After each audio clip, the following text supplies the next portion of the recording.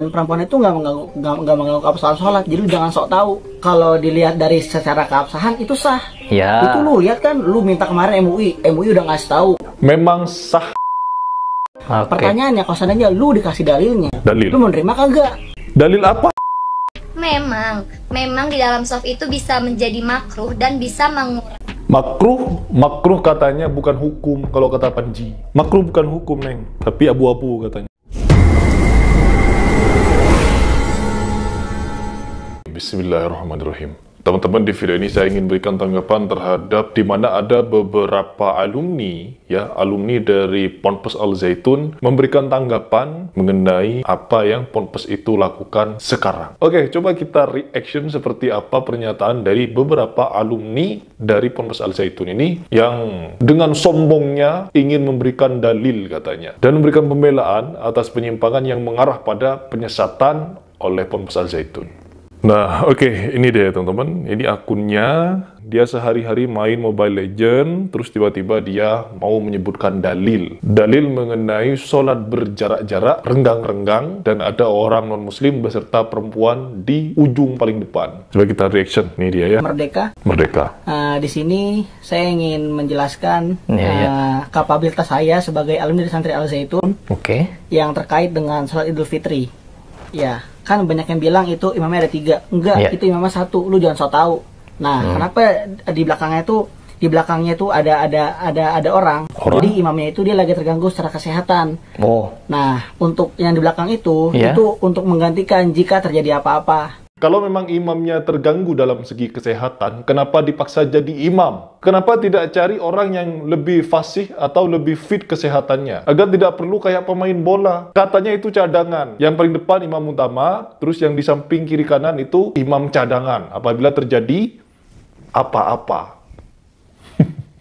Takut terjadi apa-apa tapi dipaksakan untuk jadi imam. Na'udzubillahi min dzalik. Ya memang ini tidak salah. Tetapi membuat hukum baru ini yang bermasalah. Memberi jarak-jarak tertentu untuk melakukan sholat berjemaah. Ya, imam depan 1, di kiri wakilnya, wakil imam, di sini juga tangan kanan gitu. Apabila terjadi sesuatu, sholat masih bisa berjalan dengan mengikuti salah satu imam yang 2 di belakang itu. Seperti itu. Dan ternyata tidak terjadi apa-apa. Tidak terjadi apa-apa. Sampai sekarang imam utamanya masih fit, masih sehat, masih top markotop.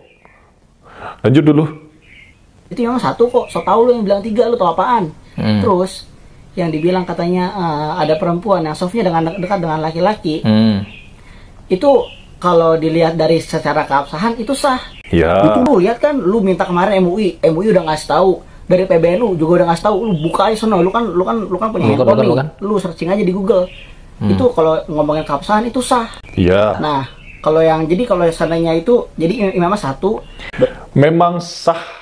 Ya, sah tetapi makruh. Makruh ditinggalkan berpahala, teman-teman. Dikerjakan juga tidak berdosa. Namun yang menjadi permasalahan di situ, uzurnya apa? Harus ada alasan kenapa perempuan itu di depan. Oke, ini masih seputar alasan. Dan juga kenapa ada orang non-muslim di situ. Alasannya apa? Daruratnya apa? Darurat gak? Misalkan orang non-muslim di situ untuk menjaga keamanan, pegang senjata. Takutnya ada orang yang bawa senjata mau bunuh si imam. Jadi ada orang non-muslim yang tidak sholat, berdiri di situ menjaga. Mungkin itu bisa dibenarkan. Tetapi kalau orang muslim diundang di situ untuk ikut beribadah, ikut melaksanakan sholat Aid, itu justru salah. Tidak diajarkan dan tidak dianjurkan oleh Rasulullah. Ini juga menjadi alasan kenapa di Ma'had Zaitun ini tidak mengikuti sunnah Rasul. Karena sudah menganggap Rasul itu sudah wafat, jadi ada Rasul baru gitu. Jadi Rasulnya wafat, tetapi jabatan kerasulan itu masih berlanjut. Sehingga apa? Mereka tidak mengutip dalil sama sekali. Tidak mengutip dalil mereka. Dalilnya dari mana? Dari Al-Quran cuma. Dan sunnahnya apa? Tidak ada. Rasulullah rapatkan barisan, tidak dipakai. Terus kata Rasulullah, taruh perempuan di belakang, tidak dipakai. Jadi gak ada yang dipakai sunnahnya Nabi Muhammad di situ. Terus dari mana tahu ajaran sholat kalau bukan dari Rasulullah? Tiba-tiba setelah di zaman akhir ini angkuh ya, membuat hukum sendiri tidak ikut Nabi Muhammad. Itu sesat namanya. Lanjut dulu. Dan perempuan itu nggak mengganggu keabsahan sholat, jadi lu jangan sok tahu ya. Mengganggu. Ya, mengganggu. Seharusnya di depan itu laki-laki, bukan perempuan. Itu sudah mengganggu. Terus setelah perempuan itu di depan, ada beberapa gerakan sholat yang tidak dia lakukan. Saya juga melihat di cuplikan sholat idnya mereka, ketika takbiratul ihram sama, ya. Terus ketika itidal, ketika sujud, si perempuan ini tidak sujud, berdiri terus di samping orang non-muslim. Apa? Pinggangnya kecetit. Merubah rukun sholat, itu sudah batal sholatnya. Yang menganjurkan siapa? Yang nyuruh siapa? Mungkin si Panji Gumilang yang nyuruh di depan. Ketika sujud, perempuan nggak usah sujud. Kalau memang takut perempuannya dilihat ketika ruku dan sujud, kenapa ditaruh depan? Udurnya apa? Daruratnya apa? Na'udzubillah min dzalik. Saya bukan menyesatkan, tetapi pemikirannya sesat. Mereka sholat, tetapi tidak mengikuti sebagaimana Rasulullah sholat dan menganjurkan sholat. Mereka sholat dengan akal dan pikirannya sendiri. Apakah itu dibilang tidak sesat? Sesat itu. Sudah bersyahadat asyhadu an la ilaha illallah wa asyhadu anna Muhammadar Rasulullah. Disuruh menyembah Allah dan mengikuti Rasulullah di dalam menyembah Allah. Tetapi dia tidak mengikuti Rasulullah dan sholat dengan pikirannya sendiri. Dengan tafsirnya sendiri. Apa ditafsir? Surat Al-Mujadilah ayat ke-11. Itu yang ditafsir. Yang lain nggak dipakai. Hebat. Ya, hebat sekali. Siapa? Mazhabnya siapa? Bung Karno. Teman-teman, kalau kalian tahu di mana beli kitab fikihnya Bung Karno, share ke saya. Saya beli meskipun mahal. Saya pengen tahu seperti apa kitabnya dan seperti apa kitab fikih yang ditulis oleh Bung Karno. Sehingga si Panji Gumilang ini melakukan sholat dengan cara menyimpang yang mengarah pada penyesatan. Begitu. Itu semua tuh udah kasih tahu dari pihak Al-Zaitun, udah ngasih tahu, dari pihak MUI udah ngasih tahu, dari pihak PBN udah tahu. Okay. Pertanyaannya, kalau seandainya lu dikasih dalilnya, lu mau nerima kagak? Dalil apa? Lu dikasih kan juga kagak nerima kan? Apa dalilnya? Al-Mujadilah itu yang dijadikan dalil. Apa? Dalil mana lagi? Dia kebakaran jenggot. Salam akal sehat. Nggak sehat akalnya. Dan ini ada lagi salah satu perempuan bercadar, katanya dia mantan Nahdlatul Ulama. Sudah ikut pemahamannya Panji Gumilang. Coba kita dengarkan. Saya sebagai alumnus Al-Zaitun akan menjelaskan tentang beberapa video yang sedang viral ini. Karena sholat Idul Fitri di Al-Zaitun itu sedang ramai ya teman-teman. Baik, mengenai pertama kali yang akan saya bahas tentang aliran yang ada di Al-Zaitun.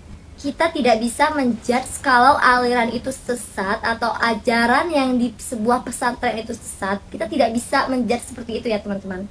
Bisa dikatakan Syiah, bisa dikatakan sesat jika kita sudah merubah tata cara sholat, merubah pelafalan yang ada di dalam sholat itu. Nah, semenjak saya di Al-Zaitun itu tidak pernah mendapatkan kalau kita merubah tata cara sholat atau merubah pelafalan sholat. Lalu untuk soft itu seperti apa? Oke, saya jelaskan lagi. Saya sudah menanyakan kepada ahli fikih yang ada di pesantren saya bahwa ternyata ada di dalam kitab menjelaskan bahwa kalau soft seperti itu tidak apa-apa. Memang di dalam soft itu bisa menjadi makruh dan bisa mengurangi. Makruh katanya bukan hukum kalau kata Panji. Makruh bukan hukum, Neng. Tapi abu-abu katanya. Kurangi fadilah di dalam sholat. Tapi seperti itu tidak apa-apa guys. Selama kita tidak mengubah pelafalan sholatnya, rukun sholatnya, dan... Iya guys, tidak apa-apa seperti itu. Tetapi lebih baik dihindari. Lebih baik jangan dilakukan seperti itu. Meninggalkan perkara seperti itu makruh. Dan kita dapat pahala, dikerjakan tidak berdosa. Tetapi sebaik-baik orang adalah mengikuti anjuran Nabi Muhammad. Bukan mengikuti anjuran akal dan pikirannya Panji Gumilang. Syarat sah sholatnya. Seperti mungkin kalian masih belum paham. Coba kalian lihat ke... Sudah, itu perempuan yang di belakang Panji Gumilang, itu katanya istrinya si Panji itu. Tetapi dia merubah tata cara sholatnya. Yang lain sujud, dia tidak sujud. Alasannya apa? Kecetit pinggangnya, nggak bisa sujud. Lututnya nggak bisa ngangkat lagi ketika sujud. Top banget. Itu sudah merubah rukun sholat kalau menurut saya.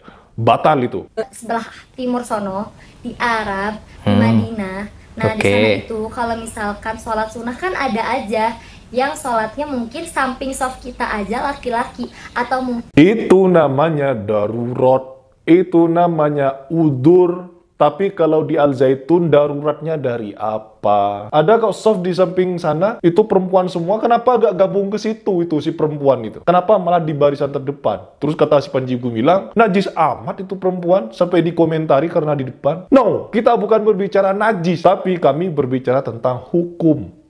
Ya. Mungkin belakang soft kita aja laki-laki. Jadi ya guys, semua yang dilakukan seseorang itu pasti ada dong tanggung jawabnya. Iya. Jadi misalnya di sono seperti itu sholatnya, atau misalkan seperti itu ajarannya, ya sudah ada yang bertanggung jawab. Bukan ajaran, tapi uzur, tapi darurat. Aduh, stop. Ini perempuan akalnya sudah terkontaminasi nih, virus-virus dari Al Zaitun. Dan katanya dia mantan NU dan ikut Al Zaitun. Jadi bener, ya. Jadi bener sudah, Al Zaitun ini mau bikin aliran sendiri. Tidak ikut Muhammadiyah, tidak ikut NU, tidak ikut mazhab Imam Syafi'i, Hambali, Hanafi, Maliki. No, mereka ikut mazhabnya Bung Karno sudah.